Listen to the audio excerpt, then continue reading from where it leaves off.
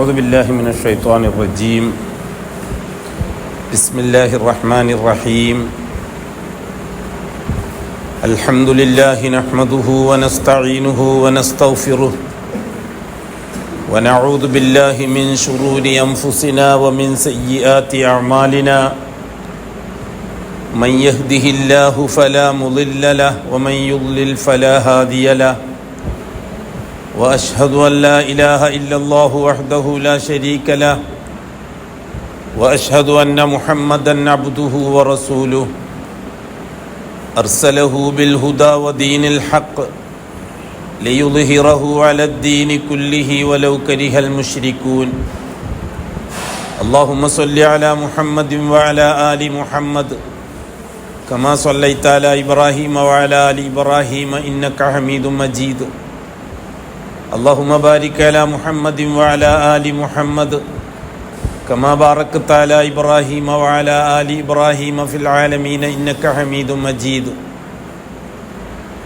يا أيها الذين آمنوا اتقوا الله حق تقاته ولا تموتن إلا وأنتم مسلمون يا أيها الذين آمنوا اتقوا الله وقولوا قولا سديدا يصلح لكم أعمالكم ويغفر لكم ذنوبكم ومن يطع الله ورسوله فقد فاز فوزا عظيما يا أيها الناس اتقوا ربكم الذي خلقكم من نفس واحدة وخلق منها زوجها وبث منهما رجالا كثيرا ونساء واتقوا الله الذي تساءلون به والأرحام إن الله كان عليكم رقيبا أما بعد فإن أصدق الحديث كتاب الله وخير الهدي هدي محمد صلى الله عليه وسلم وشر الأمور محدثاتها وكل محدثة بدعة وكل بدعة ضلالة وكل ضلالة في النار.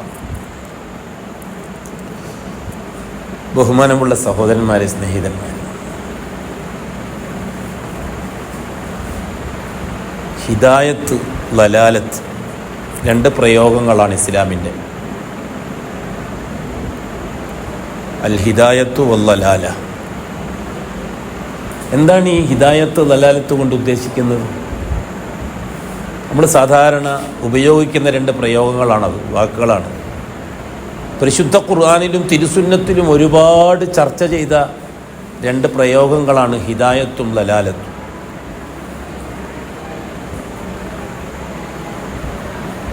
എന്താണ് ഈ ഹിദായത്ത് കൊണ്ട് ഉദ്ദേശിക്കുന്നത്? നമ്മൾ സാധാരണ മലയാളികൾ ഹിദായത്തിന് സന്മാർഗം എന്ന് പരിഭാഷപ്പെടുത്താറുണ്ട്. ശരിക്കും ആ പരിഭാഷ പൂർണ്ണമല്ല. അല്ലെങ്കിലും മലയാളത്തിലുള്ള പല പ്രയോഗങ്ങളും അപൂർണമാണ്. അല്ലാഹു തആല ആദർശം പഠിപ്പിക്കാൻ ലോകത്ത് 4 ഭാഷകളാണ് തിരഞ്ഞെടുത്തത്. അതേസമയം ആവശ്യങ്ങൾ പൂർത്തിയാക്കുന്നതിന് ആയിരക്കണക്കിന് ഭാഷകളുണ്ട് മനുഷ്യർക്കിടയിൽ. ആയിരക്കണക്കിന് ഭാഷകൾ. മുഖ്തലിഫുൻ അൽവാൻ വഖ്തിലാഫി അൽസിനത്തിക്കും എന്ന് പറഞ്ഞു ഖുർആൻ. വ്യത്യസ്ത ഭാഷകൾ. പക്ഷെ ആദർശം പഠിപ്പിക്കാൻ 4 ഭാഷയെ അള്ളാഹു തിരഞ്ഞെടുത്തിട്ടുള്ള ലോകത്ത്. 313 മുർസലീങ്ങൾക്ക് അള്ളാഹു സുബ്ഹാനഹു വ തആല അതിൽ നിന്ന് കിതാബുകൾ ഇറക്കിയ റസൂലുകൾക്ക് പരിചയപ്പെടുത്തി കൊടുത്ത ഭാഷ 4 ഭാഷയാണ്. ഏതാണ്ടൊരു 4000 കൊല്ലം മുമ്പ്. ഇപ്പം അടുത്താണ് കിതാബ് ഇറങ്ങാൻ തുടങ്ങിയത്. ആദ്യത്തെ കിതാബ് ഇറങ്ങിയിട്ട് 4000 കൊല്ലമേ ആയിട്ടുള്ളൂ. ആദ്യത്തെ കിതാബ് ഭൂലോകത്ത് ഇറങ്ങിയിട്ട് 4000 കൊല്ലമേ ആയിട്ടുള്ളൂ. നമ്മൾ ദീനുൽ ഇസ്ലാമിൻ്റെ ചരിത്രം ഈ പറഞ്ഞ് ഏതോ ഒരു അന്ധകാലത്ത് തുടങ്ങിയതാണെന്ന് വരുത്തി തീർത്തിട്ടുണ്ടാരോ? ഇസ്ലാമിൻ്റെ ശത്രുക്കൾ വരുത്തി തീർത്തതാണത്. ഇസ്ലാമിൻ്റെ പുതുമ നഷ്ടപ്പെടുത്താൻ വേണ്ടിയിട്ട് ജാഹിലിയങ്ങൾ ഉണ്ടാക്കി തീർത്ത ഒരു ഏർപ്പാടായിരുന്നു അത്. ഒന്നും ആയിട്ടില്ല. നമ്മൾക്ക് ചരിത്രം, നമ്മൾ ഹിസ്റ്ററി പഠിച്ചവരല്ലേ നമ്മളൊക്കെ. BC 2000 മൂസ അലൈഹി സ്വലാത്തു വസ്സലാമിൻ്റെ കാലഘട്ടം. ഇതിപ്പോൾ AD 2000 ആണ്. 4000 കൊല്ലമായിട്ടുള്ള മൂസ അലൈഹി സ്വലാത്തു വസ്സലാമ ജീവിക്കാൻ തുടങ്ങിയിട്ട്. എന്നുവെച്ചാൽ എൻ്റെ അടുത്ത് തൗറാത്ത് ഇറങ്ങിയിട്ട് ആകെ അത്ര കൊല്ലമായിട്ട് 2000-ലേക്ക് 4000 കൊല്ലമേ ആയിട്ടുള്ളൂ ആദ്യത്തെ കിതാബ് ഇറങ്ങിയിട്ട്. ആ കിതാബ് ഇറക്കുന്നതിന് അല്ലാഹു തആല തിരഞ്ഞെടുത്തത് അബ്രാനി ഭാഷയെയാണ്. അബ്രാനി ഭാഷ 2 കാര്യങ്ങൾക്കുള്ളതാണ്. ഒന്ന് ആവശ്യങ്ങൾ പൂർത്തിയാക്കാനുള്ളതും, പിന്നെ ഒന്ന് ആദർശം പഠിക്കാനുള്ളതും. രണ്ടാമതായിട്ട് അല്ലാഹു തആല കിതാബ് ഇറക്കിയത് സബൂറാണ്. സബൂർ ദാവൂദ് നബിക്കാണ് ഇറക്കുന്നത്. ഏതാണ്ട് BC 1000-ലെങ്ങാനാണ്, 1000-ൻ്റെയും 2000-ൻ്റെയും ഇടയിലാണ് അദ്ദേഹത്തിൻ്റെ കാലഘട്ടം. ഒരു 3000 കൊല്ലത്തിൻ്റെ പഴക്കമാണ് സബൂറിന് ലോകത്തിൻ്റെ ചരിത്രത്തിൽ. അതിൽ അല്ലാഹു തആല തിരഞ്ഞെടുത്തത് സബൂർ യൂനാനി ഭാഷയാണ്. അപ്പോൾ യൂനാനി ഭാഷ രണ്ട് കാര്യങ്ങൾക്കുള്ളതാണ്. ഒന്ന്, ആ കാലത്ത് ജീവിക്കുന്നവർക്ക് ആവശ്യങ്ങൾ പൂർത്തിയാക്കാനും, രണ്ട്, ആദർശം പഠിക്കാനും. മൂന്നാമതായിട്ട് അല്ലാഹു തആല തിരഞ്ഞെടുത്തത് സുരിയാനി ഭാഷയാണ്. ഹദ്റത്ത് ഈസാ അലൈഹിസ്സലാത്തു വസ്സലാമിന് ഇഞ്ചീൽ എന്ന കിതാബ് ഇറക്കി. എപ്പോഴാണ്? ഈസാ അലൈഹിസ്സലാത്തു വസ്സലാം 2000 കൊല്ലം അത്രയല്ലേ ആയിട്ടുള്ളൂ. ഈസവി ക്രിസ്താബ്ദം 2025 ഇത്, അപ്പോൾ അത്രയല്ലേ ആയിട്ടുള്ളൂ. അപ്പോൾ ഈസാ അലൈഹിസ്സലാത്തു വസ്സലാമിനോട് അല്ലാഹു തആല സംസാരിക്കുന്നത് സുരിയാനി ഭാഷയിലാണ്. ഈ സുരിയാനി ഭാഷയ്ക്കുള്ള പ്രത്യേകത രണ്ട് കാര്യങ്ങളാണ്. ഒന്ന്, ആവശ്യങ്ങൾ. ആ കാലഘട്ടത്തിൽ ജീവിക്കുന്ന, ആ കാലഘട്ടത്തിൽ സിറിയയിൽ ജീവിച്ച ജനങ്ങൾക്ക് അവരുടെ ആവശ്യങ്ങൾ പൂർത്തിയാക്കുന്നതിന് ഉപയോഗിച്ച ഭാഷയായിരുന്നു സുരിയാനി. ഒപ്പം ആദർശം പഠിക്കാൻ അല്ലാഹു തആല തിരഞ്ഞെടുത്തതും സുരിയാനി ഭാഷയാണ്. പിന്നെ അല്ലാഹു തആല തിരഞ്ഞെടുക്കുന്ന അറബി ഭാഷയാണ്. 1400 കൊല്ലം അല്ലേ റസൂലുള്ളാഹി തങ്ങൾക്ക് ഖുർആൻ ഇറങ്ങിയിട്ട്. അറബി ഭാഷ ഖിയാമത്ത് നാൾ വരെയുള്ള ജനങ്ങൾക്ക് ആദർശം പഠിക്കാനും ആവശ്യം പൂർത്തിയാക്കാനും ഉള്ളതാണ്. ആദർശം പഠിക്കാൻ ഇനി എന്തിൻ്റെ ആവശ്യമില്ല? യൂനാനി ഭാഷയുടെയും അബ്രാനി ഭാഷയുടെയും സുരിയാനി ഭാഷയുടെയും ആവശ്യം ഇനിയില്ല. അതുകൊണ്ട് ആ 3 ഭാഷ കാലഹരണപ്പെട്ടു പോയി. കാരണം അതിൻ്റെ ആവശ്യം എന്തുകൊണ്ട് നടക്കും?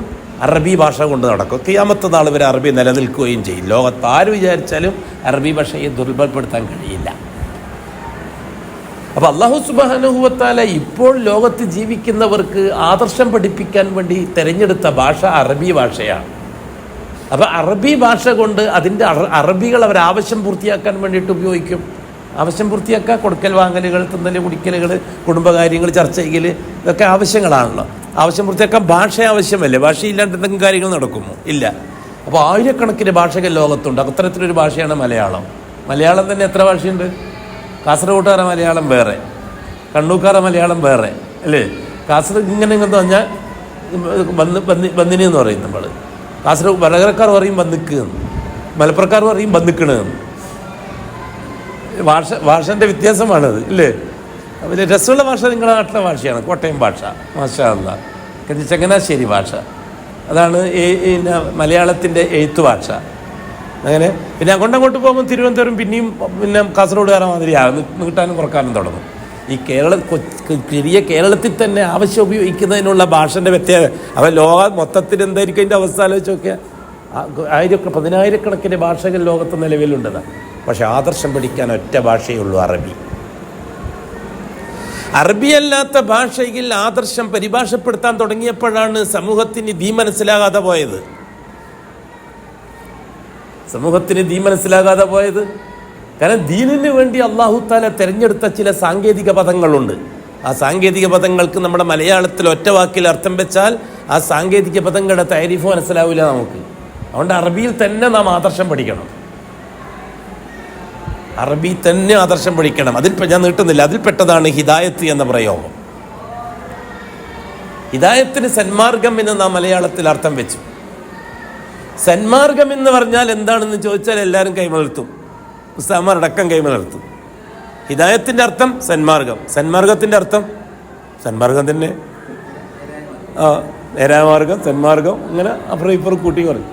എന്നാൽ ശരിക്കും ഹിദായത്ത് എന്ന് പറഞ്ഞാൽ എന്താണ്? ഹിദായത്ത് കൊണ്ട് ഉദ്ദേശിക്കുന്നത് എന്താണ്? ഹിദായത്ത് എന്ന് അറബി അല്ലാഹു തആല പരിശുദ്ധ ഖുർആനിൽ ഉപയോഗിച്ചത്, അത് മലയാളത്തിൽ വിവർത്തനം ചെയ്യുകയാണെങ്കിൽ, ഒരു മനുഷ്യൻ അവൻ്റെ ദൈനംദിന ജീവിതങ്ങൾക്ക് ആവശ്യങ്ങൾ പൂർത്തിയാക്കുമ്പോൾ ആ വിഷയത്തിൽ അള്ളാഹുവിനെ മാത്രം ഇടപെടിപ്പിക്കാനുള്ള സൗഭാഗ്യം ഏതൊരു മനസ്സിനുണ്ടോ അതിൻ്റെ പേരാണ് ഹിദായത്ത്. ഒരു മനുഷ്യൻ അവൻ്റെ ദൈനംദിന ജീവിതത്തിൽ ആവശ്യങ്ങൾ പൂർത്തിയാക്കുന്നതിന് അള്ളാഹുവിനെ മാത്രം ഇടപെടിപ്പിക്കുക എന്നുള്ള മാനസികാവസ്ഥ ഏതൊരുത്തനിക്കുണ്ടോ അവൻ ഹിദായത്തിലാണ്. നമ്മൾ നിസ്കാരം ഹിദായത്താണ്, നോമ്പ് ഹിദായത്താണ്, സക്കാത്ത് ഹിദായത്താണ്, ഇതൊക്കെ നമ്മളിങ്ങനെ പറയും ഹിദായത്താണ്. ശരിക്കും ഹിദായത്ത് എന്നതുകൊണ്ട് ഉദ്ദേശിക്കുന്നത് ഒരു മനുഷ്യൻ, ഈ ഭൂമിയിൽ ജീവിക്കുന്ന ഒരു മനുഷ്യൻ അവൻ എന്ത് പ്രശ്നങ്ങളുണ്ടെങ്കിലും അവൻ അള്ളാഹുവിനെ മാത്രമേ അഭിമുഖീകരിക്കുകയുള്ളൂ, ഇടപെടിപ്പിക്കുകയുള്ളൂ. ആ ഒരു മാനസികാവസ്ഥ ഉണ്ടെങ്കിൽ അവൻ ഹിദായത്തിലാണ്. അപ്പോൾ ദലാലത്തിൻ്റെ അർത്ഥം നമ്മൾ വഴികേട് എന്നർത്ഥം നേരത്തെ പറഞ്ഞ പോലെ ദുർമാർഗം എന്നർത്ഥം പറയും. അപ്പോൾ ദലാലത്തിൻ്റെ അർത്ഥം എന്തായി? ഒരുത്തൻ ദലാലത്തിലാണ്, നിസ്കരിക്കാത്തവൻ ദലാലത്തിലാണ്, നോമ്പ് നോക്കാത്തവൻ ദലാലത്തിലാണ്, സക്കാത്ത് കൊടുക്കാത്തവൻ ദലാലത്തിലാണെന്ന് നമ്മൾ അർത്ഥം വെക്കും. ശരിക്കും ദലാലത്തിൽ എന്ന് പറഞ്ഞാൽ എന്താണ്? ഏതൊരു മനുഷ്യൻ അവൻ്റെ ദൈനംദിന ജീവിതത്തിൽ അവൻ നിസ്കരിക്കുന്നവനായാലും ശരി, നോമ്പ് നോക്കുന്നവനായാലും ശരി, ഹജ്ജ് ചെയ്ത ഹജ്ജ് ആയാലും ശരി, സക്കാത്ത് കൊടുക്കുന്നവനായാലും ശരി, ദാനകർമ്മങ്ങൾ ചെയ്യുന്നവനായാലും ശരി, വികൃത സ്മിഹാത്തുകൾ ചെയ്യുന്നവനായാലും ശരി, അവൻ്റെ ദൈനംദിന ജീവിത ആവശ്യങ്ങൾ വരുമ്പോൾ അല്ലാഹു അല്ലാത്ത ശക്തികളെയോ വ്യക്തികളെയോ വസ്തുക്കളെയോ അല്ലാഹുവിനോടൊപ്പമോ അല്ലാഹുവിനെ കൂടാതെയോ ഇടപിടിപ്പിക്കുന്ന ഒരു മാനസികാവസ്ഥയുണ്ടെങ്കിൽ അവൻ ലലാലത്തിലാണ്. ഈ രണ്ട് വഴികൾ അല്ലാഹു തആല നിശ്ചയിച്ചതാണ്. ഇന്നാ ഹദൈനാഹു സബീല ഇമ്മാ ശാകിറ വ ഇമ്മാ കഫൂറ. ഭൂമിയിൽ ജീവിക്കുന്ന മനുഷ്യർക്ക് മുമ്പിൽ അല്ലാഹു സുബ്ഹാനഹു വ തആല രണ്ട് വഴികൾ തെളിയിച്ചു കൊടുത്തിട്ടുണ്ട്. ഇമ്മാ ശാകിറ, ഒന്നിക്കൽ ശുക്രിൻ്റെ വഴി, വ ഇമ്മാ കഫൂറ, ഒന്നിക്കൽ കുഫറിൻ്റെ വഴി. ഒന്നിക്കൽ ഹിദായത്തിൻ്റെ വഴി, ഒന്നിക്കൽ ലലാലത്തിൻ്റെ വഴി. ഒന്നിക്കൽ തൗഹീദിൻ്റെ വഴി, ഒന്നിക്കൽ ശിർക്കിൻ്റെ വഴി. ഒന്നിക്കൽ സുന്നത്തിൻ്റെ വഴി, ഒന്നിക്കൽ ബിദ്അത്തിൻ്റെ വഴി. രണ്ടാലൊരു വഴിയിലായിരിക്കും മനുഷ്യൻ എപ്പോഴും. അപ്പം ഹിദായത്ത് ലലാലത്ത് ഒറ്റവാക്കിൽ നമ്മൾ മനസ്സിലാക്കി വെച്ചിരിക്കണം. നമ്മുടെ ഭാര്യ മക്കൾക്ക് അതൊക്കെ മനസ്സിലാക്കി കൊടുക്കുകയും ചെയ്യണം. നമ്മൾ ഹിദായത്തിലാണോ ലലാലത്തിലാണോ? നമ്മൾ ഭാര്യ മക്കളെയൊക്കെ വിളിച്ചു കൂട്ടി ഇരുത്തിയിട്ട് ചോദിക്കണം, മക്കളെ നമ്മൾ ഹിദായത്തിലാണോ ലലാലത്തിലാണോ? അപ്പോൾ ആകെ കൺഫ്യൂഷനാവും. അപ്പോൾ ഹിദായത്തിലാണ് എന്നാണ് നമ്മൾ സാധാരണ ഒരു മുസ്ലിം മറുപടി പറയുക. അവർക്ക് വിശദീകരിച്ചു കൊടുക്കണം. ഒരാൾ ഹിദായത്തിലാണ് എന്ന് പറയണമെങ്കിൽ അയാൾക്കുണ്ടാവേണ്ട ഗുണം എന്താണ്? അയാളുടെ ദൈനംദിന ജീവിതത്തിൽ അയാൾ അള്ളാനെ മാത്രം പരിഗണിക്കുന്ന ആളായിരിക്കണം. ഏതെല്ലാം വിഷയത്തിൽ? ദാത്തൻ, അള്ളാൻ്റെ ദാത്തിൽ അള്ളാനെ മാത്രം പരിഗണിക്കുന്നവനായിരിക്കണം. അള്ളാഹുവിൻ്റെ ദാത്തിൽ അള്ളാനെ മാത്രം പരിഗണിക്കുന്നവനായിരിക്കണം. അള്ളാഹു ദാത്തുള്ളവനാണ്, അള്ളാഹു തടിയുള്ളവനാണ്, അള്ളാഹു കൈയുള്ളവനാണ്, അള്ളാഹു മുഖമുള്ളവനാണ്, അള്ളാഹു ഈ രീതിക്ക് ദാത്തുള്ളവനാണ്. കൈഫ്, എങ്ങനെ നമുക്കറിയില്ല, ഏതുപോലെ നമുക്കറിയില്ല. കാരണം അള്ളാഹുവിൻ്റെ റസൂൽ നമുക്ക് അത് പഠിപ്പിച്ചു തന്നിട്ടില്ല. ഖുർആൻ അള്ളാഹ്ക്ക് മുഖമുണ്ടെന്ന് പറഞ്ഞു തന്നിട്ടുണ്ട്. പക്ഷെ എങ്ങനെ? ബിലാ തകീഫ്, എങ്ങനെയെന്ന് ചോദിക്കാൻ പാടില്ല. എങ്ങനെയെന്ന് ചോദിക്കുന്നത് ബിദ്അത്താണെന്ന് ഇമാം മാലിക് റഹിമഹുല്ലാഹ് പറഞ്ഞു. ബിലാ തകീഫ്, ബിലാ തംസീൽ, ഏതുപോലെ, ഇന്നാളെ മുഖം പോലെ, ഇന്നാളെ മുഖം പോലെ ചോദിക്കാൻ പാടില്ല, പറയാൻ പാടില്ല. എന്തുകൊണ്ട്? ലൈസ കമിസ്ലിഹി ഷൈഉൻ, അള്ളാഹിനെ പോലെ എന്ന് പറയാൻ ഒന്നുമില്ല, അള്ളാഹിനോട് സാദൃശ്യം വെക്കാൻ ഒന്നുമില്ല. അപ്പം ബിലാ തകീഫ് വലാ തംസീൽ വലാ തഅ്തീൽ വലാ തശ്ബീഹ്. എങ്ങനെയെന്ന് ചോദിക്കാൻ പാടില്ല അള്ളാഹുവിനെ സംബന്ധിച്ച്, ഏതുപോലെ എന്ന് വർണ്ണിക്കാൻ പാടില്ല, ഏതിനോട് തുല്യമെന്ന് തശാബുഹാക്കാനും പാടില്ല, ഒന്നും പാടില്ല. പിന്നെ എങ്ങനെ അള്ള എന്താണോ പറഞ്ഞത് അവിടെ നിന്നോളണം. അള്ള എന്താണോ പറഞ്ഞത്, അള്ളാൻ്റെ റസൂൽ എന്താണോ പറഞ്ഞു തന്നത് അവിടെ നിന്നോളാം. അതിൻ്റെ അപ്പുറം പോയാൽ ഒന്നിക്കൽ ബിദ്അത്താവും, അല്ലെങ്കിൽ ശിർക്കാവും, അല്ലെങ്കിൽ കുഫറാവും. ഇതാണ് അള്ളാൻ്റെ ദാത്ത് അംഗീകരിക്കുക എന്ന് പറഞ്ഞാൽ. അപ്പം അള്ളാഹുവിൻ്റെ ദാത്തിൽ അള്ളാഹു മാത്രമായിരിക്കണം, അള്ളാഹുവിൻ്റെ ദാത്തിൽ അള്ളാഹു മാത്രമായിരിക്കണം നമ്മൾ അംഗീകരിക്കേണ്ടത്. രണ്ടാമത്തത് അള്ളാഹുവിൻ്റെ റുബൂബിയത്ത് അംഗീകരിക്കുന്ന വിഷയത്തിൽ അള്ളാഹു റബ്ബാണ് എന്ന് നാം അറിഞ്ഞിരിക്കണം. അള്ളാഹു റബ്ബാണ് എന്നറിഞ്ഞിരിക്കണം. അതിന് പകരം വേറൊരു വ്യക്തി ഉണ്ടാകാൻ പാടില്ല, വേറൊരു ശക്തി ഉണ്ടാകാൻ പാടില്ല, വേറൊരു വസ്തു ഉണ്ടാകാൻ പാടില്ല. വ്യക്തികൾ ആരെപ്പോലെ? നബിമാരെപ്പോലെ, മലക്കുകളെപ്പോലെ, ഷെയ്ഖുകളെപ്പോലെ, വലിയകളെപ്പോലെ, മഹാന്മാരെപ്പോലെ, ജിന്നുകളെപ്പോലെ വ്യക്തികൾ. ശക്തികൾ ചൂടുപോലെ, തണുപ്പ് പോലെ, സൂര്യൻ പോലെ, കാറ്റുപോലെ, ഇടി പോലെ, മിന്നുപോലെ, സമുദ്രം പോലെ, തിരമാലകൾ പോലെ. അതെല്ലാം അള്ളാഹ്ക്ക് പകരമായിട്ട് പൂർവികന്മാർ വെച്ചിരിക്കുന്ന ആൾക്കാരാണ്. അതുകൊണ്ടാണ് അത് വിശദീകരിച്ച് പറയുന്നത്. റുബൂബിയത്തിൻ്റെ കാര്യത്തിൽ ശക്തികൾ, വസ്തുക്കൾ ഉണ്ടാകാൻ പാടില്ല. തീ പോലെ, പ്രകാശം പോലെ, ഇരുട്ട് പോലെ, ഇതൊന്നും അള്ളാഹുവിൻ്റെ ദാത്തിൽ പങ്കാകാൻ പാടില്ല, അള്ളാഹുവിൻ്റെ റുബൂബിയത്തിന് പങ്കാൻ പാടില്ല. ഇത് അംഗീകരിച്ചു കൊടുക്കണം. ഹിദായത്തിൻ്റെ വഴിയിൽ അള്ളാഹുവിനെ അംഗീകരിച്ചേ പറ്റൂ, അല്ലെങ്കിൽ ഹിദായത്ത് വാദം പൊള്ളയാണ്. ഹിദായത്ത് ഒരാൾ അംഗീകരിക്കുന്നുണ്ടെങ്കിൽ അത് അള്ളാഹുമായി മാത്രം ബന്ധപ്പെട്ടതാണ്. അത് മനസ്സിലാക്കിയേ പറ്റൂ, അല്ലെങ്കിൽ ഹിദായത്ത് ഒന്നിക്കൽ ഡിസ്മിസ്സാവും, അല്ലെങ്കിൽ സസ്പെൻഡ് ആവും, അല്ലെങ്കിൽ ഡാമേജ് സംഭവിച്ച് ഉപയോഗശൂന്യമാവും. മൂന്നിലൊന്ന് സംഭവിക്കും ഹിദായത്ത് ശ്രദ്ധിച്ചിട്ടില്ലെങ്കിൽ. അല്ലാഹു സുബ്ഹാനഹു വ തആലയുടെ റുബൂബിയത്ത്, അല്ലാഹു റബ്ബാണെന്ന് അംഗീകരിക്കുക. മാഹു മൻ ഹുവ റബ്ബ്. എന്താണ് ഈ റബ്ബ്? എന്താണ് ഈ റബ്ബ്? റബ്ബിനെ സംബന്ധിച്ച് നമ്മളൊക്കെ മലയാളത്തിൽ ഉത്തരം പറഞ്ഞ് പഠിച്ചത് എങ്ങനെയാണ്? രക്ഷിതാവ് എന്നാണ്. അതൊരു പൂർണ്ണമല്ലാത്തൊരർത്ഥമാണ് ഈ രക്ഷിതാവ് എന്ന പ്രയോഗം. രക്ഷിതാവ് എന്ന് ആർക്കും പറയാം അല്ലേ? കുട്ടികളെ ബാപ്പാക്ക് രക്ഷിതാവ് എന്നല്ലേ പറയുക, അമ്മോനെ രക്ഷിതാവ് എന്നല്ലേ പറയുക. അപ്പോൾ അള്ളാഹ്ക്കും രക്ഷിതാവ് എന്ന് പറയുക, അമ്മമാർക്കും രക്ഷിതാവ് എന്ന് പറയുക. അപ്പോൾ രക്ഷിതാവ് എന്നുള്ള പ്രയോഗം തന്നെ അള്ളാഹു അല്ലാത്തവർക്കും അള്ളാഹ്ക്കും എല്ലാവർക്കും ഒരുപോലെ. ഇതാണ് മലയാളത്തിൻ്റെ കുഴപ്പം. അപ്പോൾ റബ്ബ് തിരിച്ചറിയണം എന്നാ. എന്താണ് റബ്ബ്? മൻ ഹുവ റബ്ബ്. ആരാണ് ഈ റബ്ബ്? റബ്ബ് എന്ന് പറഞ്ഞാൽ ആരാണ്? അത് നമ്മൾ മനസ്സിലാക്കിയിരിക്കണം. ഉലമാക്കൾ നമുക്ക് പഠിപ്പിച്ചു തരുന്നു. റബ്ബ് എന്ന് പറഞ്ഞാൽ 3 അധികാരാവകാശങ്ങൾ ഏതൊരുവനിൽ മാത്രം നിക്ഷിപ്തമാണോ അവനെ വിളിക്കാൻ ഉപയോഗിക്കുന്ന വാക്കാണ് റബ്ബ്. ആ റബ്ബ് അല്ലാഹുവാണ്. 3 അധികാരാവകാശങ്ങൾ ഏതൊരുവനിൽ മാത്രം അവകാശപ്പെട്ടതാണോ അവനെ വിളിക്കാൻ ഉപയോഗിക്കുന്ന വാക്കാണ് റബ്ബ്. ഏതാണ് ആ 3 അവകാശങ്ങൾ? അൽ മുൽക്ക് വൽ ഖൽഖ് വത്തദ്ബീർ. ഒന്ന്, ഈ പ്രപഞ്ചം അഖിലാണ്ടത്തിൻ്റെയും ഉടമസ്ഥനാകാനുള്ള അധികാരം. അത് അള്ളാഹ്ക്ക് മാത്രമേ ഉണ്ടാകാൻ പാടുള്ളൂ. 2, വൽ ഖൽഖ്. ഈ പ്രപഞ്ചത്തിൽ ഒരു അണുവിനെ പോലും സൃഷ്ടിക്കാനുള്ള അധികാരം. അത് അള്ളാഹ്ക്ക് മാത്രമേ ഉണ്ടാകാൻ പാടുള്ളൂ. 3, അത്തദ്ബീർ. ഒരു ഈച്ചയെപ്പോലും നിയന്ത്രിക്കാനുള്ള സർവാധികാരം ആർക്കേ ഉണ്ടാകാൻ പാടുള്ളൂ? അള്ളാഹ്ക്ക് മാത്രമേ ഉണ്ടാകാൻ പാടുള്ളൂ. ഈ 3 അധികാരം അള്ളാഹ്ക്ക് വകവെച്ചു കൊടുക്കുന്നതിൻ്റെ പേരാണ് റുബൂബിയത്ത്. അവനാണ് റബ്ബ്. ആ റബ്ബ് അള്ളാഹുവാണ്. ഖാലു റബ്ബുനല്ലാഹ്. ഖുർആൻ അല്ലേ? റബ്ബുനല്ലാഹ്, നമ്മുടെ റബ്ബാണ് അള്ളാഹു. അല്ല, അള്ളാഹുവാണ് നമ്മുടെ റബ്ബ്. അങ്ങനെ അർത്ഥം വെക്കലാണ് അതിൻ്റെ പൂർണ്ണം. റബ്ബുന, നമ്മുടെ റബ്ബാണ് അള്ളാഹു. അള്ളാഹുവാണ് നമ്മുടെ റബ്ബ്. അള്ളാഹുവാണ് നമ്മുടെ റബ്ബ്. അള്ളാഹു നമ്മുടെ റബ്ബാണ്. പ്രയോഗത്തിൽ വ്യത്യാസമുണ്ട്. അള്ളാഹു നമ്മുടെ റബ്ബാണ്, ഒപ്പം മറ്റു പലരും അള്ളാഹുവാണ് നമ്മുടെ റബ്ബ്, ഒന്നിച്ച് വേറെ ആരുമില്ല. വ്യത്യാസമില്ല അർത്ഥത്തിന്. ഇതാണ് റുബൂബിയത്ത് അംഗീകരിച്ചു കൊടുക്കുക എന്ന് പറഞ്ഞാൽ. അപ്പം അള്ളാഹുവിൻ്റെ റുബൂബിയത്ത് അംഗീകരിച്ചു കൊടുക്കണം ഹിദായത്ത് പൂർണ്ണമാകണമെങ്കിൽ.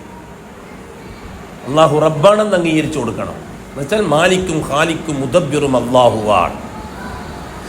ഒറ്റമാക്കൽ തർബിയത്ത് ഇനിയും ഒന്ന് മനസ്സിലാക്കി തരാം. റുബൂബിയത്ത് കൊണ്ട് ഉദ്ദേശിക്കുന്നത് എന്താണ്? റുബൂബിയത്ത് കൊണ്ട് ഉദ്ദേശിക്കുന്നത് എന്താണ്? മലയാളികൾക്ക് മനസ്സിലാക്കാൻ ഒരു എളുപ്പവാചകമുണ്ട്. എന്താണ്? അങ്ങനെ ഇങ്ങോട്ട് എന്തെല്ലാം കിട്ടുന്നുവോ അത് മുഴുവനും അള്ളാഹുവിൽ നിന്ന് മാത്രം കിട്ടുന്നതാണെന്ന് അംഗീകരിച്ചു കൊടുക്കുക.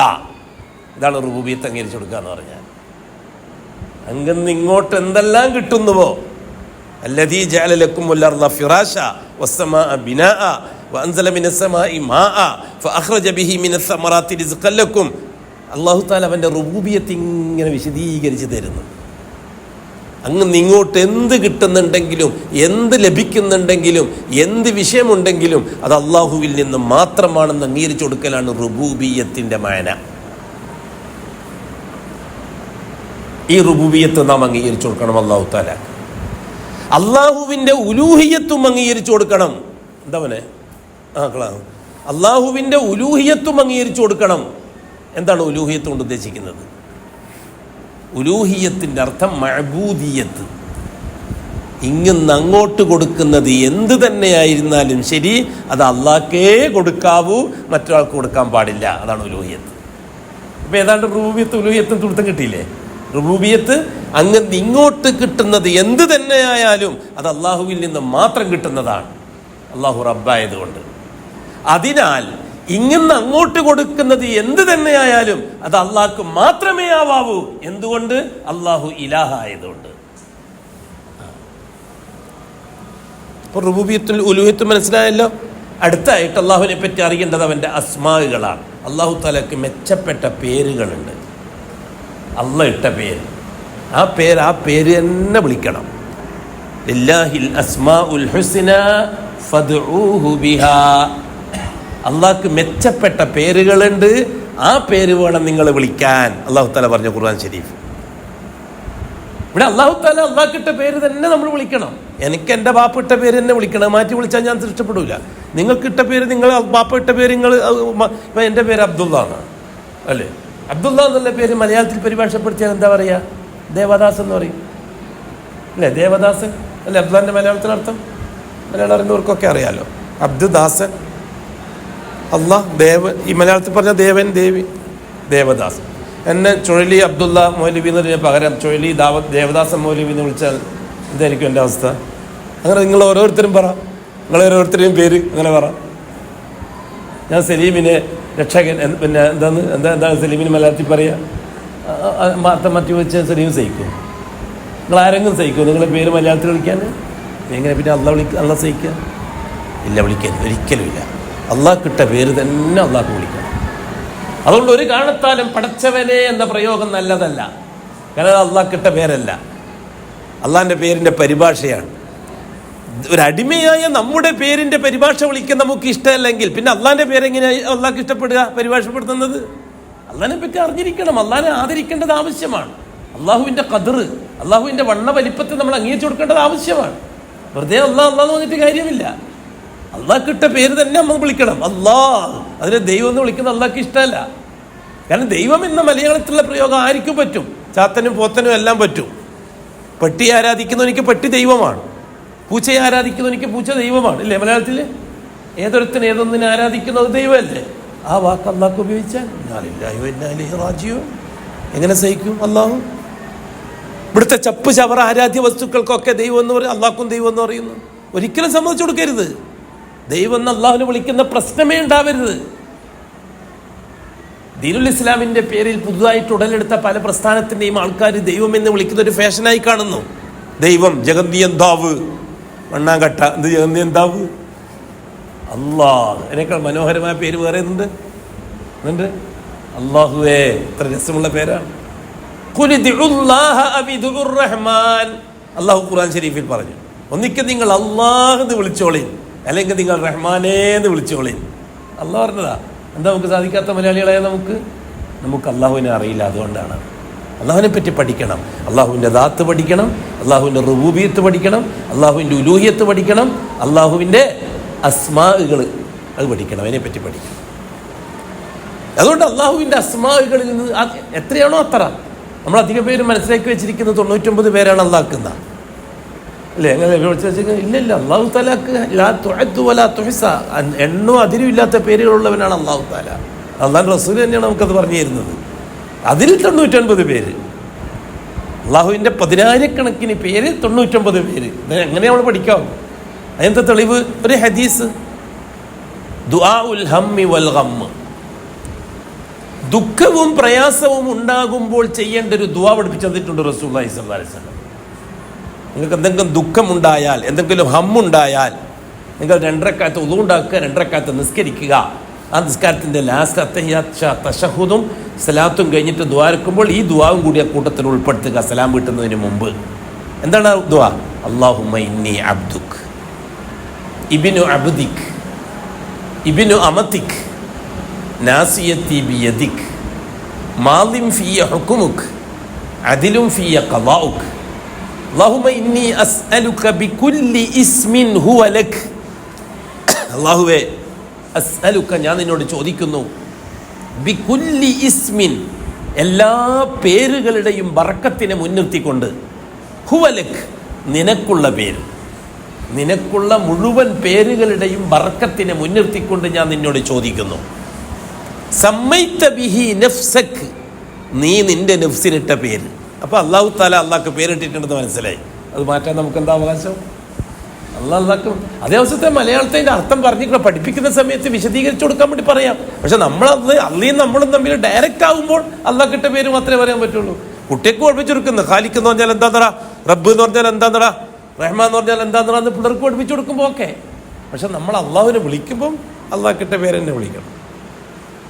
സമ്മൈത ബിഹി നഫ്സ് ഔ അൻസൽതഹു ഫീ കിതാബിക, അല്ലെങ്കിൽ നീ നിന്റെ കിതാബുകളിൽ ഇറക്കിയ പേര്. അള്ളാഹ്ക്ക് 4 കിതാബുകളുണ്ട്. ആ 4 കിതാബുകളിലും അള്ളാഹു തആല ഇറക്കിയിട്ടുണ്ട് പേരുകൾ, ഒരുപാട് പേരുകൾ. നിന്റെ സൃഷ്ടികളെ കൂട്ടത്തിൽ നീ ആർക്കൊക്കെ ഏതൊക്കെ പേരാണോ പഠിപ്പിച്ചിരിക്കുന്നത് ആ പേരും അതിന്റെ ബർക്കത്തും മുൻനിർത്തി. നിന്റെ ഗൈബായ ഇൽമിൽ ഒളിപ്പിച്ചു വെച്ച പേരുകൾ എത്രയുണ്ടോ ആ പേരിന്റെ ബർക്കത്തും. അപ്പൊ എത്രയായി? എണ്ണയാൽ ഒടുങ്ങാതെ പേരായില്ലേ? 99 പേരാന്ന് മാത്രം വിശ്വസിച്ച് പോകരുത്. 99 അതിൽ പ്രധാനപ്പെട്ട പേരാണ് എന്ന് മാത്രം. 99 പേരേ അള്ളാഹ്ക്കുള്ളൂ എന്ന് വിശ്വസിച്ച് പോകരുത്. അപ്പൊ അള്ളാഹ്ക്കിട്ട പേര് അസ്മാ. അഞ്ചാമതായിട്ട് നാം അംഗീകരിക്കേണ്ടത് അള്ളാഹുവിന്റെ സിഫാത്തുകളെയാണ്. ഒന്നാമത് ദാത്തിന് ഞാൻ പറഞ്ഞു സുമാർ ചെറിയ രീതിയിൽ. പിന്നെ 2 റുബൂബിയത്ത് എന്താന്ന് പറഞ്ഞു തന്നു. 3ാമത് ഉലൂഹിയത്ത് അതെന്താന്ന് പറഞ്ഞു തന്നു. 4ാമത് അസ്മാ അത് പറഞ്ഞു തന്നു. 5ാമത് സിഫാത്ത്, അള്ളാഹുവിന്റെ വിശേഷണങ്ങൾ. അള്ളാഹ്ക്ക് എന്തെല്ലാം പേരുണ്ടോ ആ പേരിനെല്ലാം വിശേഷണങ്ങളും ഉണ്ട്. അള്ളാഹ് റഹ്മാനാണ്. റഹ്മത്ത് എന്നത് അള്ളാഹിന്റെ സിഫത്താണ്. അള്ളാഹ് റഹീമാണ്. റഹീം എന്നതിന്റെ സിഫത്താണ് റഹ്മത്ത്.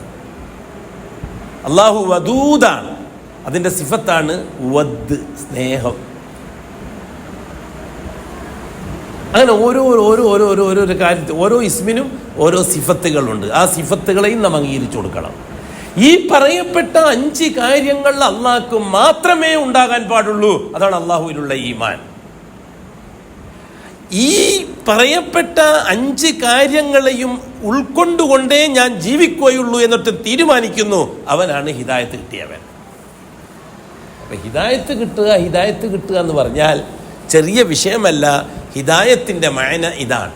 ഏതൊരുത്തൻ ഈ പറയപ്പെട്ട രീതിയിൽ അള്ളാഹുവിനെ മാത്രം ഉൾക്കൊള്ളുകയും അംഗീകരിക്കുകയും ചെയ്യുന്നുവോ അവൻ ഹിദായത്തിലാണ്. അവൻ എന്ത് ചെയ്തിട്ടും അവന്റെ ആവശ്യങ്ങൾ വരുമ്പോൾ അള്ളാഹു അല്ലാത്തവരെയാണ് അവന്റെ മനസ്സിലേക്ക് വരുന്നതെങ്കിൽ അവൻ ദലാലത്തിലും ആണ്. അള്ളാഹു ദലാലത്തിൽ തൊട്ട് കാക്കട്ടെ. ഇനി എന്താണ് ഹിദായത്ത്? അള്ളാഹു താല ഹിദായത്ത് അത് എങ്ങനെയാണ് അടിമകൾക്കിടയിൽ സപ്ലൈ ചെയ്യുന്നത്? അതും ചിന്തിക്കേണ്ട വിഷയമാണ്. ഹിദായത്ത് സാമർഥ്യം കൊണ്ട് കിട്ടേണ്ടതല്ല. ഹിദായത്ത് മിടുക്ക് കൊണ്ട് കിട്ടേണ്ടതല്ല. ഹിദായത്ത് എന്താണെന്ന് ഞാൻ മനസ്സിലാക്കി നേരത്തെ. ഹിദായത്ത് എന്താണ് നമ്മൾ മനസ്സിലാക്കി. ആ ഹിദായത്ത് ഒരാൾക്ക് കിട്ടണമെങ്കിൽ അതൊരാൾക്ക് സാമർഥ്യം കൊണ്ട് ഉണ്ടാക്കിയെടുക്കാൻ പറ്റുകയില്ല. അള്ളാഹു മാത്രം എന്ന ചിന്താഗതി സാമർഥ്യം കൊണ്ട് ഉണ്ടാക്കിയെടുക്കാൻ പറ്റുകയില്ല. അമിതമായ ബുദ്ധി ഉപയോഗിച്ചിട്ടുണ്ടാക്കിയെടുക്കാൻ പറ്റുകയില്ല. ഒരുപാട് ഇൽമുണ്ട് എന്നതുകൊണ്ട് ഉണ്ടാക്കിയെടുക്കാൻ പറ്റുകയില്ല. ഹിദായത്തിന്റെ സൗഭാഗ്യം ഒരുപാട് ഇൽമുണ്ട് എന്നതുകൊണ്ടും ഉണ്ടാക്കിയെടുക്കാൻ പറ്റുകയില്ല. ഹിദായത്ത് ഒരു തരത്തിലുള്ള യോഗ്യതകളുമായും അല്ലാഹു തആല ബന്ധിപ്പിച്ചിട്ടില്ല. ഹിദായത്തിനെ ഒരു തരത്തിലുള്ള യോഗ്യതയുമായിട്ടും അല്ലാഹു തആല ബന്ധിപ്പിച്ചിട്ടില്ല. ഒരു നബി വിചാരിച്ചാൽ ഒരാളെ ഹിദായത്തിലാക്കാൻ പറ്റുകയില്ല. ഒരു റസൂല് വിചാരിച്ചാൽ ഒരാളെ ഹിദായത്തിലാക്കാൻ പറ്റുകയില്ല. ഒരു ഉസ്താദോ തങ്ങളോ വിചാരിച്ചാൽ ഒരാളെ ഹിദായത്തിലാക്കാൻ പറ്റുകയില്ല. അതേപോലെ തന്നെ ഒരാൾ വിചാരിച്ചാൽ ഒരാളെ ദലാലത്തിലും ആക്കാൻ പറ്റുകയില്ല. ഹിദായത്തും ദലാലത്തും അള്ളാഹു വ്യക്തികൾക്ക് സെലക്ട് ചെയ്ത് നൽകുന്ന ഔദാര്യം മാത്രമാണ്. ഹിദായത്ത് ഔദാര്യമാണ്, ദലാലത്ത് ഔദാര്യത്തിന്റെ നേരെ എതിരാണ്. അല്ലാഹു സുബ്ഹാനഹു വ തആല പരിശുദ്ധ ഖുർആനിൽ ഹിദായത്ത് സപ്ലൈ ചെയ്യുന്നതിന്റെ മാനദണ്ഡത്തെ സംബന്ധിച്ച് വിശദീകരിച്ചു. അല്ലാഹു തആല പറഞ്ഞു, നൂഹ് നബി അലൈഹി സ്വലാത്തു വസ്സലാം റസൂലാണ്, ആദ്യത്തെ റസൂലാണ്. നൂഹ് നബി അലൈഹി സ്വലാത്തു വസ്സലാം 950 കൊല്ലം ദീനുൽ ഇസ്ലാമിന്റെ ദഅവത്തുമായിട്ട് ഈ ഭൂമിയിൽ ജീവിച്ച വ്യക്തിയാണ്. ഈ 950 കൊല്ലവും നിരന്തരം ഭാര്യയ്ക്ക് വേണ്ടി ദുആ ചെയ്തുകൊണ്ടിരുന്നു നൂഹ് നബി അലൈഹി സ്വലാത്തു വസ്സലാം. 950 കൊല്ലവും അള്ളാഹുവിനെ പറ്റി പഠിപ്പിച്ചു കൊടുത്തിരുന്നു നൂഹ് നബി അലൈഹി സ്വലാത്തു വസ്സലാം സ്വന്തം ഭാര്യയ്ക്ക്. അല്ലാഹു സുബ്ഹാനഹു വ തആല ഭാര്യയ്ക്ക് ഹിദായത്ത് കൊടുത്തിട്ടില്ല. അല്ലാഹു തആല പറഞ്ഞു, ലറബല്ലാഹു മസലൻ ലില്ലദീന കഫറു ഇംറഅത നൂഹ് വഇംറഅത ലൂത്ത് കാനത്താ തഹത അബ്ദൈനി മിൻ ഇബാദിനാ സ്വാലിഹൈൻ ഫഖാനതാഹുമാ ഫലം യുഗ്നിയാ അൻഹുമാ മിനല്ലാഹി ശൈആ വഖീല ദുഖുലൻ നാറ മഅദ് ദാഖിലീൻ. നിങ്ങൾക്ക് കിട്ടിയ ഹിദായത്തിന്റെ വില നിങ്ങൾക്ക് മനസ്സിലാകണമെങ്കിൽ, നമ്മളോടാ പറയുന്നത് അല്ലാഹു തആല, പരിശുദ്ധ ഖുർആൻ നമ്മളോടാ പറയുന്നത്, നിങ്ങൾക്ക് കിട്ടിയ ഹിദായത്തിന്റെ വില, എനിക്ക് എൻ്റെ എന്ത് വിഷയത്തിലും ഞാൻ എൻ്റെ അള്ളാഹിനെ മാത്രമേ പരിഗണിക്കുകയുള്ളൂ, എൻ്റെ സ്വകാര്യ ജീവിതത്തിലായാലും, അടുക്കള ജീവിതത്തിലായാലും, അങ്ങാടി ജീവിതത്തിലായാലും, അന്താരാഷ്ട്ര ജീവിതത്തിലായാലും, ഭൂമിയിലെ ജീവിതത്തിലായാലും, ആകാശത്തിലെ ജീവിതത്തിലായാലും, എവിടെയായാലും ഞാൻ എൻ്റെ അള്ളാഹിനെ മാത്രമേ പരിഗണിക്കുകയുള്ളൂ. അള്ളാഹു അല്ലാത്ത ഒന്നിനെയും ഞാൻ പരിഗണിക്കുന്ന പ്രശ്നമില്ല. ഈ ഒരു മാനസികാവസ്ഥ നിനക്ക് കിട്ടുന്നത് അതൊരു നബി വിചാരിച്ചാൽ നിനക്ക് കിട്ടൂല എന്ന് അള്ളാഹു തആല പറയുന്നു. അങ്ങനെ കിട്ടുമായിരുന്നുവെങ്കിൽ നൂഹ് നബിന്റെ ഭാര്യക്ക് കിട്ടുമായിരുന്നു എന്നാണ് അള്ളാഹു തആല പറയുന്നത്. അള്ളാഹു തആല ഹിദായത്ത് കിട്ടിയ ഭാഗ്യവാന്മാരോടാണ് പറയുന്നത്, നിങ്ങൾക്ക് കിട്ടിയ ഹിദായത്തിന്റെ വെയിറ്റ്, അതിന്റെ വില നിങ്ങൾക്ക് മനസ്സിലാകണമെങ്കിൽ നിങ്ങൾ നൂഹിന്റെ ഭാര്യയെ പറ്റി ഒന്ന് ആലോചിച്ച് നോക്കുക. ഖുർആൻ സൂറത്തു തഹരീം. അതേപോലെ ലൂത്ത് നബിന്റെ ഭാര്യയെ പറ്റിയും നിങ്ങളൊന്ന് ആലോചിച്ചു നോക്കി. ആരാണ് രണ്ട് പെണ്ണുങ്ങൾ? കാനത്ത, ആ രണ്ട് പെണ്ണുങ്ങളായിരുന്നു തഹത്ത അബ്ദൈനി മിൻ ഇബാദിനാ സ്വാലിഹൈനി, എൻ്റെ പ്രിയപ്പെട്ട രണ്ട് അടിമകളുടെ ഭാര്യമാരായിരുന്നു അവർ അഡ്രസ്സും പറഞ്ഞു തന്നു അല്ലാഹു തആല. എനിക്കിഷ്ടപ്പെട്ട എൻ്റെ പ്രിയപ്പെട്ട രണ്ട് നബിമാരുടെ റസൂലുകളുടെ ഭാര്യമാരായിരുന്നു അവർ രണ്ടുപേരും. കാനത്ത, അവർ രണ്ടാളും ആയിരുന്നു തഹത്ത അബ്ദൈനി മിൻ ഇബാദിന, എൻ്റെ അടിമകളുടെ കൂട്ടത്തിൽ രണ്ട് അടിമകളുടെ കീഴിലുള്ളവരായിരുന്നു. സാലിഹൈൻ, സച്ചരിതരായ രണ്ടടിമകൾ. നൂഹും ലൂത്തും രണ്ട് റസൂലും രണ്ട് നബിമാരാണ്.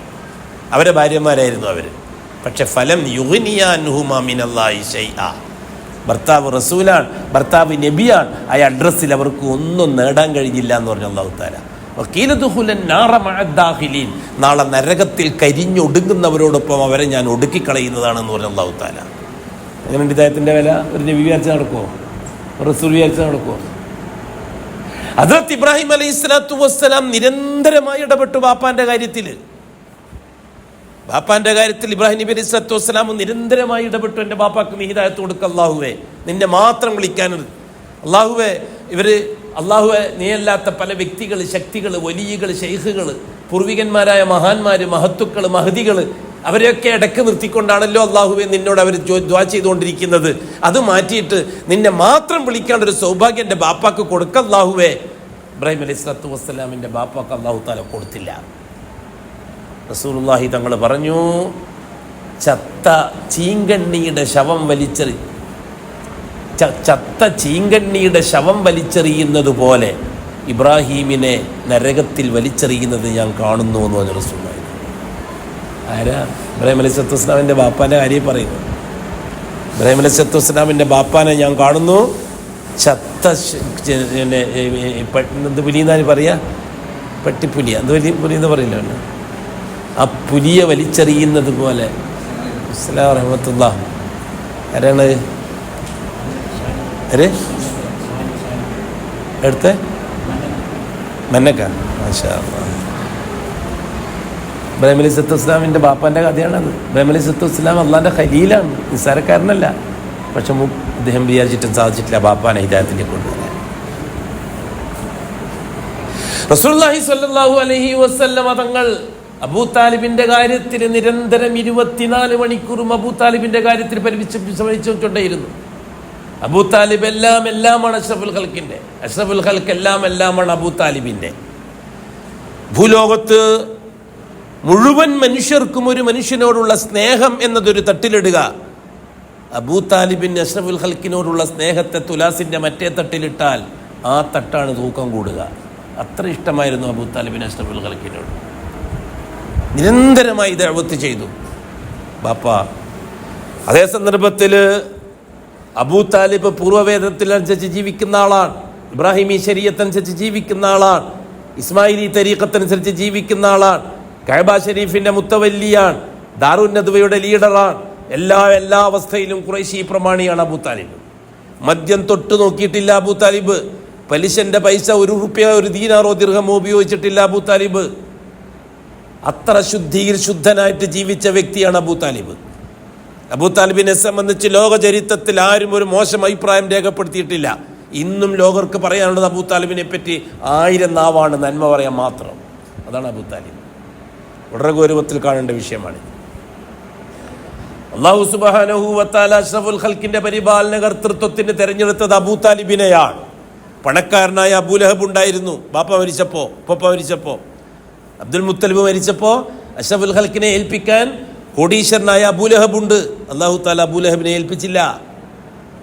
അബൂ ലഹബ് കഅബാലയത്തിന് ചുറ്റുമുള്ള 300 ചില്ലോ അനം വരുന്ന ജാറത്തിൽ ഇലാഹദ്റത്ത് പറഞ്ഞ് പൈസ ഉണ്ടാക്കുന്ന ആളാണ്, പൂജാരിയാണ്.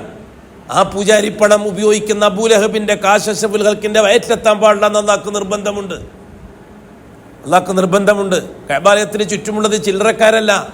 കഅബാലയത്തിന് ചുറ്റുമുള്ള ജാറങ്ങൾ, ബുൽഹൈലാന്റെ ജാലം, ലാത്തന്റെ ജാറം, മനാത്തന്റെ ജാറം, ഉസ്സന്റെ ജാറം, ഹുബുലുല്ലൈലാന്റെ ജാറം, ഇബ്രാഹിം നബി അലൈഹി സ്വലാത്തു വസ്സലാമിന്റെ ജാറം, ഇസ്മായിൽ അലൈഹി സ്വലാത്തു വസ്സലാമിന്റെ ജാറം, അങ്ങനെ 300 ചില്ലാനം ജാറങ്ങൾ കഅബാലയത്തിനപ്പുറത്തുണ്ട്.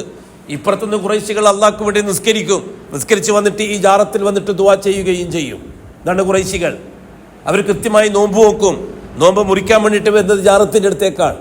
അവർ കൃത്യമായി ഹജ്ജും ഉംറയും ചെയ്തിരുന്നു. അബൂജഹൽ, ഉത്ബത്ത്, ശൈബത്തുമാരടക്കമുള്ള ഖുറൈശി കൂട്ടം, കാഫിരീങ്ങൾ, മുശ്രിക്കീങ്ങൾ എന്ന് അല്ലാഹു തആല വിളിച്ച ആ പാരമ്പര്യക്കാരായ മുസ്ലിമീങ്ങൾ, അവർ ദീനുൽ ഇസ്ലാം ഇബ്രാഹിമി ശരീഅത്തനുസരിച്ച് അമൽ ചെയ്യുന്നവരായിരുന്നു. അവർ ഇസ്മായിലി ശരീഅത്തനുസരിച്ച് അമൽ ചെയ്യുന്നവരായിരുന്നു. അവർ കഅബാലയത്തെ ആദരിക്കുന്നവരായിരുന്നു. അവരെന്ത് ചോദിക്കുന്നുണ്ടെങ്കിലും അള്ളാഹു ആണ് റബ്ബ് എന്ന് പറഞ്ഞ് ദുആ ചെയ്യുന്നവരായിരുന്നു. ദഅവുല്ലാഹ മുഖ്ലിസീന ലഹുദ്ദീൻ, അള്ളാഹിനോട് മാത്രമേ അവർ ദുആ ചെയ്യുമായിരുന്നുള്ളൂ. അതേ അവസരത്തിൽ ബർക്കത്തിന് വേണ്ടിയിട്ടാണ് അവർ ജാറങ്ങളിലേക്ക് പോയിക്കൊണ്ടിരുന്നത്. ഇവിടെ ഒന്നും അബൂ താലിബിനെ കാണുകയില്ല. അത്ര ക്ലിയറാണ് അബൂ താലിബ്. അതേപോലെ തന്നെ റസൂലുള്ളാഹി സ്വല്ലല്ലാഹു അലൈഹി വസല്ലമ തങ്ങളെ ഏൽപ്പിക്കാൻ പറ്റിയൊരു പണക്കാരനുണ്ട്, അബ്ബാസ് റളിയല്ലാഹു അൻഹു. അബ്ബാസ് അബ്ദുൽ മുത്തലിബിന്റെ ഒരു മോനാണ്, പൈസക്കാരനാണ്. അഷ്റഫുൽ ഖൽക്കിന് ആളുമില്ല, ഉപ്പയില്ല, ഉപ്പയില്ല, ഉമ്മയില്ല, ആരുമില്ല. അല്ലാഹു സുബ്ഹാനഹു വ തആല അബ്ബാസിനെ ഏൽപ്പിച്ചില്ല റസൂലുള്ളാഹി തങ്ങളെ. എന്താ കാര്യം? അബ്ബാസ് പലിശക്കച്ചവടക്കാരനാണെന്ന്. അബ്ബാസ് അന്ന് പലിശക്കച്ചവടക്കാരനാണ്. പലിശക്കച്ചവടക്കാരൻ്റെ വീട്ടിൽ ഒരു കുട്ടികൾ ഭക്ഷണം, ഒരു വ്യക്തി ഭക്ഷണം മുഹമ്മദ് മുസ്തഫ തങ്ങളെ ശരീരത്തിലെത്താൻ പാടില്ല എന്ന് അള്ളാഹ്ക്ക് നിർബന്ധമുണ്ട്. അതുകൊണ്ട് നിസ്സാര വിഷയമുള്ള കാര്യം. അല്ലാഹു സുബ്ഹാനഹു വ തആല എന്നിട്ട് അഷ്റഫുൽ ഖൽക്കിന്റെ പരിപാലന കർത്തൃത്വം ഏൽപ്പിച്ചത് ആരെയാണ്? അബൂ താലിബിനെയാണ്. അലം യജിദ്ക യതീമൻ ഫആവാ. എന്താണ് ഫആവാ? ഐ ആവാ ഇലാ അമ്മിഹി അബീ താലിബ്. അതിന്റെ തഫ്സീർ അങ്ങനെയാണ്. അലം യജിദ്ക, ഓ മുഹമ്മദ് നബിയെ, നിങ്ങൾ യതീമായിരുന്നില്ലേ, നിങ്ങളെ ഞാൻ കൈവിട്ട് കളഞ്ഞോ? ഫആവാ, അബൂ താലിബിന്റെ കയ്യിൽ സുരക്ഷിതമായി നിങ്ങളെ ഞാൻ ഏൽപ്പിച്ചില്ലേ. ആരാ പറയുന്നത്? അള്ളാഹ് പറയുന്നത്. അപ്പൊ അബൂ താലിബിന്റെ സ്ഥാനം ആലോചിച്ച് നോക്കണം. അള്ളാഹിന്റെ അടുത്ത് ദുന്യവിയായിട്ട് അബൂ താലിബിന്റെ സ്ഥാനം നമ്മൾ ആലോചിച്ച് നോക്കണം. അത്ര വലിയ പോലീസ് അബൂ താലിബിന് അള്ളാഹിന്റെ അടുത്തുണ്ട്. അലം യജിദ്ക യതീമൻ ഫആവാ എന്നുള്ള ആയത്തിന്റെ മുഴുവൻ മുഫസ്സിരീങ്ങളും ഐ ആവാ ഇലാ അമ്മിഹി അബീ താലിബ് എന്ന അർത്ഥം കൊടുത്തിരിക്കുന്നത്. ആ അബൂ താലിബിന്റെ കയ്യിൽ ഏൽപ്പിച്ച കാരണം എന്താണ്? അബൂ താലിബിന്റെ അടുക്കളയിൽ ഹറാമായ ഒരു നേരത്തെ ഭക്ഷണം പാകം ചെയ്യുകയില്ല. പട്ടിണിയാണ് അബൂ താലിബിന്റെ വീട്. ദരിദ്രനാണ് അബൂ താലിബ്, അങ്ങേറ്റത്തെ ദരിദ്രനാണ്. അതുകൊണ്ട് തന്നെയാണ് അബൂ താലിബിൻ്റെ അടുത്ത് ഹംസ റളിയല്ലാഹു തആല അൻഹുവും അതേപോലെ തന്നെ റസൂലുള്ളാഹി സ്വല്ലല്ലാഹു അലൈഹി വസല്ലമ തങ്ങളും അതേപോലെ അവ്വാം, സഫിയ ബീബിൻ്റെ ഭർത്താവാണ് അവ്വാം ഖദീജ ബീബിൻ്റെ ആങ്ങളെയാണ്. ഖദീജ ബീബിൻ്റെ ആങ്ങളെ കെട്ടിയിരിക്കുന്നത് അബൂ താലിബിൻ്റെ മകളെയാണ്. അപ്പം അങ്ങനെ ഒരു ബന്ധമുണ്ട്. ഈ ബന്ധത്തിൻ്റെ പേരിലാണ് അവരെല്ലാം കൂടി അബൂ താലിബിൻ്റെ അടുത്തേക്ക് പോകുന്നത് അഷ്റഫുൽ ഖൽക്ക് നബിയാകുന്നതിന് മുമ്പ്. എന്നിട്ട് അബൂ താലിബോട് പോയിട്ട് പറയുന്നുണ്ട്, മുത്തപ്പ, പിന്നെ ഇപ്പം ഇവിടെ ബുദ്ധിമുട്ടല്ലേ, ഭക്ഷണം ഉണ്ടാക്കാനും മറ്റൊക്കെ ദാരിദ്ര്യമല്ലേ, ഞങ്ങൾ മക്കളെ ഏറ്റെടുത്തോളാം. മക്കളാരൊക്കെയാണ്? മൂത്ത മോൻ താലിബ്, അബൂ താലിബിൻ്റെ മൂത്ത മോൻ. പിന്നെ രണ്ടാമത്തെ മോൻ പിന്നെ അഖീൽ, ജഅഫർ, അബ്ബാസ്, ഹംസ. ഇവരൊക്കെ സഹോദരങ്ങൾ. മക്കള് താലിബ്, അഖീൽ, അങ്ങനെ 4-5 ആണുക്കളും മക്കളും. അലി, ഇവരൊക്കെ അബൂ താലിബിൻ്റെ മക്കളാണ്. ഇവരെയൊക്കെ ഞങ്ങൾ എല്ലാവരും ഏറ്റെടുത്തുള്ള ബാപ്പ ബുദ്ധിമുട്ടണ്ട, സുധാരിതങ്ങളടക്കം മധ്യസ്ഥം പറഞ്ഞാൽ പോയി. അപ്പോൾ അബൂ താലിബ് പറഞ്ഞു, ഒരു കാര്യം ചെയ്യും, മൂത്ത മോൻ 2 മക്കൾ ഇവിടെ നിന്നോട്ടെ, അഖീലും താലിബും ഇവിടെ നിന്നോട്ടെ, പ്രായമുള്ള മക്കളാണ്, സഹായം വേണം. അലിയിനെയും ജഅഫറിനെയും നിങ്ങൾ കൊണ്ടുപോയിക്കോളി. അങ്ങനെയാണ് അലി അല്ലാഹു തആല അൻഹുവിനെ ആര് കൊണ്ടുപോകുന്നത്? റസൂലുള്ളാഹി സ്വല്ലല്ലാഹു അലൈഹി വസല്ലം തങ്ങൾ കൊണ്ടുപോകുന്നത്. അങ്ങനെയാണ് ഖദീജ ബീവിൻ്റെ വീട്ടിലെത്തുന്നത് അലി അല്ലാഹു തആല കുട്ടിപ്രായത്തിൽ. ജഅഫറിനെ അബ്ബാസ് റളിയല്ലാഹു തആല അൻഹു കൊണ്ടുപോകും. അത്ര ദരിദ്രനായിരുന്നു ബഹുമാനപ്പെട്ട അഷ്റഫുൽ ഖൽക്കിൻ്റെ മൂത്താപ്പ അബൂ താലിബ്. അത്ര ദരിദ്രൻ. ആ ദരിദ്രന്റെ വീട്ടിലാണ് അഷ്റഫുൽ ഖൽക്കിനെ കൊണ്ടുപോയി വിട്ടിരിക്കുന്നത്. കാരണം അള്ളാഹുവിനെ അറിയണം. അഷ്റഫുൽ ഖൽക്കിന്റെ ശരീരത്തിലെ ഹറാമായ ഭക്ഷണത്തിന്റെ അംശം ഉണ്ടാകാൻ പാടില്ല. പിറകെ റസൂലായിട്ട് വരേണ്ട ആളാണ്, വളരെ ക്ലിയർ ആയിരിക്കുന്ന ആള്. ഈ രീതിയിൽ അല്ലാഹു സുബ്ഹാനഹു വ തആല അബൂ താലിബിനെ സെലക്ട് ചെയ്തു ദുനിയാവിൽ അഷ്റഫുൽ ഖൽക്കിന്റെ കാര്യത്തിൽ. മരിക്കുന്നത് വരെയും അബൂ താലിബ് അഷ്റഫുൽ ഖൽക്കിനെ കൈവിട്ടിട്ടില്ല. റസൂലുള്ളാഹി സ്വല്ലല്ലാഹു അലൈഹി വസല്ലം തങ്ങളുടെ ഗുരുകുലത്തിൽ നിന്ന് 8 കൊല്ലം കിതാബ് ഓതി പഠിച്ച ആലിമാണ് അബൂ താലിബ്. 8 കൊല്ലമാണ് അഷ്റഫുൽ ഖൽക്ക് അബൂ താലിബിന് ദർസ് നടത്തി കൊടുത്തത്. 8 കൊല്ലം വീട്ടിൽ പോയിട്ട് പഠിപ്പിക്കുമായിരുന്നു ലാ ഇലാഹ ഇല്ലല്ലാഹ് എന്താണെന്ന്. 8 കൊല്ലം. ഇന്ന് ദുനിയാവിൽ അബൂ താലിബിനേക്കാൾ വലിയൊരു ആലിമ് ഈ സമുദായത്തിലുണ്ടെന്ന് പറയാൻ കഴിയില്ല. എത്ര വലിയ ഉസ്താദായാലും, എത്ര വലിയ ഖാദിയായാലും, ഏത് ഡിഗ്രിയുള്ള ആളായാലും അബൂ താലിബിനേക്കാൾ വലിയ ഇൽമുണ്ടെന്ന് പറയാൻ അവകാശമില്ല. കാരണം അബൂ താലിബ് പഠിക്കുന്ന അഷ്റഫുൽ ഖൽക്കിൽ നിന്ന് നേരിട്ടാണ്. നമ്മളാരും പഠിക്കുന്ന അഷ്റഫുൽ ഖൽക്കിൽ നേരിട്ടല്ല. ഏതെങ്കിലും ഏതെങ്കിലും വലിയ മഹാൻ തന്നെ അറിയോ, ഇമാം ബുഖാരിയോ ഇമാം മുസ്ലിമോ അതേപോലെ തന്നെ ഇമാം ഷാഫിയോ അല്ലെങ്കിൽ ഇമാം അബൂ ഹനീഫയോ, ഇവരെല്ലാം ആവട്ടെ, ഇവരാരും അബൂ താലിബിനേക്കാൾ വലിയ ഇൽമുള്ളവരല്ല. കാരണം അബൂ താലിബ് അഷ്റഫുൽ ഖൽക്കിന്റെ ഗുരുകുലത്തിൽ നിന്ന് ഇൽമു പഠിച്ച ആളാണ്. ഇവരാരും റസൂലുള്ളാഹിന്റെ മുമ്പിൽ ഇരുന്നിട്ട് ആ നാവിൽ നിന്ന് ഇൽമു കേട്ട് പഠിച്ചവരല്ല. ഇതൊക്കെ തിരിച്ചറിയാൻ നമ്മളെ കൊണ്ട് കഴിയണം. നമ്മൾ വെറുതെ ചരിത്രം ഇങ്ങനെ വെറുതെ പറഞ്ഞിട്ട് പോയിട്ട് കാര്യമില്ല. അതാണ് അബൂ താലിബ് എന്ന് നാം മനസ്സിലാക്കണം. ആ കാലഘട്ടത്തിൽ അറബി സാഹിത്യത്തിൽ അബൂ താലിബിനെ വെല്ലാൻ ഒരാളെ കൊണ്ട് കഴിയില്ല. നിമിഷ കവിയാണ് അബൂ താലിബ്. അറബി ഭാഷയിൽ വലിയ സാഹിത്യകാരനാണ് അബൂ താലിബ്. അബൂ താലിബിനെ വെല്ലാൻ ആരും ഒരു കവിയും അബൂ താലിബിനെ വെല്ലാൻ തയ്യാറാവൂല. അത്ര ഉയർന്ന പദവിയിലുള്ളൊരു വ്യക്തിയാണ് അബൂ താലിബ് എന്ന് നമ്മൾ മനസ്സിലാക്കണം. ആ അബൂ താലിബിന്റെ മുമ്പിൽ അഷ്റഫുൽ ഖൽഖ് സല്ലല്ലാഹു അലൈഹി വസല്ലമ നൽകിയ ദഅവത്ത് എന്താണ്? അള്ളാഹുവിനെ കൃത്യമായി അറിയുന്ന ആളാണ്. അള്ളാഹിന്റെ റുബൂബിയത്ത് എന്താണെന്ന് വളരെ നന്നായിട്ട് അറിയുന്ന ആളാണ് അബൂ താലിബ്. വലഇൻ സഅൽതഹും മൻ ഖലഖസ് സമാവാതി വൽ അർദ് ലയഖൂലുന്ന അല്ലാഹ്.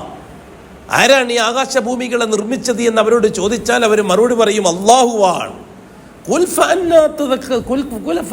പിന്നെന്താ നിങ്ങൾക്ക് അള്ളാഹു മാത്രം മതി എന്ന കാര്യം പറയുമ്പോൾ നിങ്ങൾക്ക് അഭിപ്രായ വ്യത്യാസം വരുന്നത് എന്തുകൊണ്ടാണ്? അതാണ് അള്ളാഹു ചോദിക്കുന്ന പരിശുദ്ധ ഖുർആനിൽ. അവരെ പറ്റിയാണ് അത്, ഖുറൈശികളെ പറ്റി.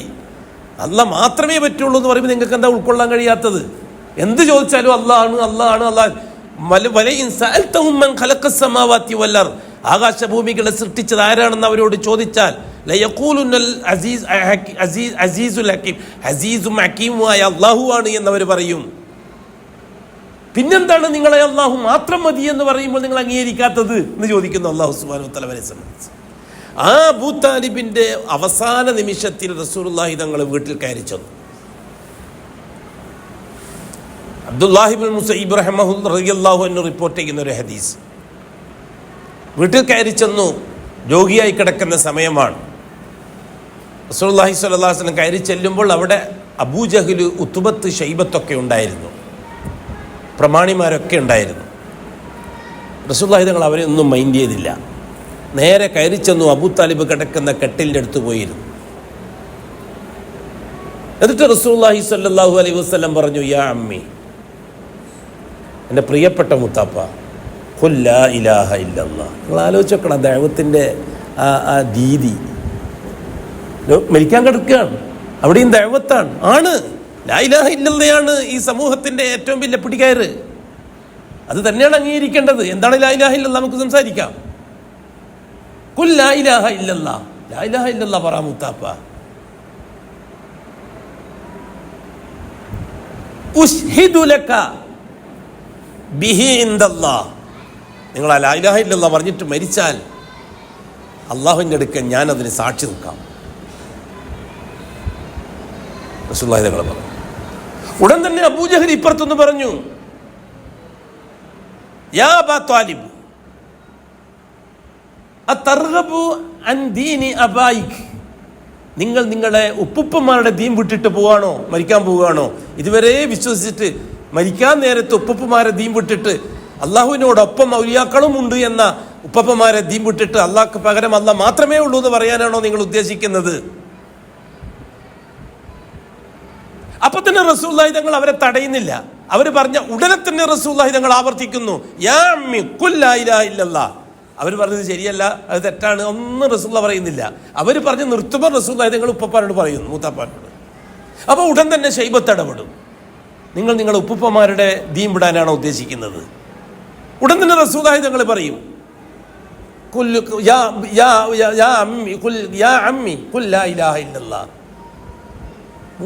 നാലാമത്തെ പ്രാവശ്യം അബൂ താലിബ് പറഞ്ഞു റസൂലുള്ളാഹി തങ്ങളോട്, ഞാൻ എൻ്റെ ഉപ്പുപ്പന്മാരുടെ ദീനിൽ മരിക്കാനാണ് ആഗ്രഹിക്കുന്നത്. അഷ്റഫുൽ ഖൽക്കിൻ്റെ ഖൽബ് പൊട്ടി. റസൂലുള്ളാഹി തങ്ങൾ പൊട്ടിക്കരഞ്ഞു. അവിടെ നിന്ന് ഇറങ്ങി കണ്ണും തുടച്ചുകൊണ്ട് ഇറങ്ങിപ്പോയി. ഇതാ വരുന്നു ജിബ്രീൽ അലൈഹിസ്സലാം. ഓ മുഹമ്മദ്, കരയണ്ട, ഒരു ദുഃഖവും വേണ്ട, ഒരു വിഷവും വേണ്ട. ഇന്നക ലാ തഹ്ദീ മൻ അഹ്ബബ്ത വലാകിന്നല്ലാഹ യഹ്ദീ മൻ യശാ. ക്ലോസ്. ഇന്നക ലാ തഹ്ദീ മൻ അഹ്ബബ്ത, നിങ്ങൾ വിചാരിച്ചു നിങ്ങൾക്ക് ഇഷ്ടമാണ്, നിങ്ങൾക്ക് പിരിശമാണ് എന്നതുകൊണ്ട് ഒരാൾക്ക് ഹിദായത്ത് കൊടുക്കാൻ പറ്റൂല മുഹമ്മദ് നബിയെ. ഹിദായത്ത് ഞാൻ കൊടുക്കേണ്ടതാണ്. അബൂ താലിബിന് ഹിദായത്ത് കൊടുക്കാൻ ഞാൻ തീരുമാനിച്ചിട്ടില്ല നബിയെ, വിട്ടേക്ക് നബിയെ. ആലോചിച്ച് നോക്കണം അതിൻ്റെ ഗൗരവം. നമ്മൾ ദായികളാണ്, നമ്മൾ ലാ ഇലാഹ ഇല്ലല്ലാഹ്ന്റെ പ്രബോധകന്മാരാണ്, നമ്മൾ ദഅവത്തിന്റെ രാജപാതയിലാണ് നമ്മൾ. അതെ, ലാ ഇലാഹ ഇല്ലല്ലാഹ് അദ്ഉക്കും ഇലാ ഷഹാദത്തി അല്ലാ ഇലാഹ ഇല്ലല്ലാഹ്. എന്താണ് നമ്മുടെ ദഅവത്ത്? ലാ ഇലാഹ ഇല്ലല്ലാഹ്ക്കുള്ള ഷഹാദത്തിലേക്കാണ് നമ്മുടെ ദഅവത്ത്. അതാണ് റസൂലുള്ളാഹി തങ്ങൾ അന്ന് ചെയ്തത്. സഹിച്ചില്ല റസൂലുള്ളാഹി തങ്ങൾക്ക്. റസൂലുള്ളാഹി സ്വല്ലല്ലാഹു അലൈഹി വസല്ലം ആ രോഗത്തിൽ അബൂ താലിബ് മരണപ്പെട്ടു. റസൂലുള്ളാഹി തങ്ങൾ ഹളറത്തിലില്ല. ലാ ഇലാഹ ഇല്ലല്ലാഹ്ക്കപ്പുറം വേറെ ഒന്നുമില്ല. എന്ത് അഡ്ജസ്റ്റ്മെന്റ് ആണ് കൂട്ടരെയും പറയുന്നത്? എന്ത് കോംപ്രമൈസാ പറയുന്നത്?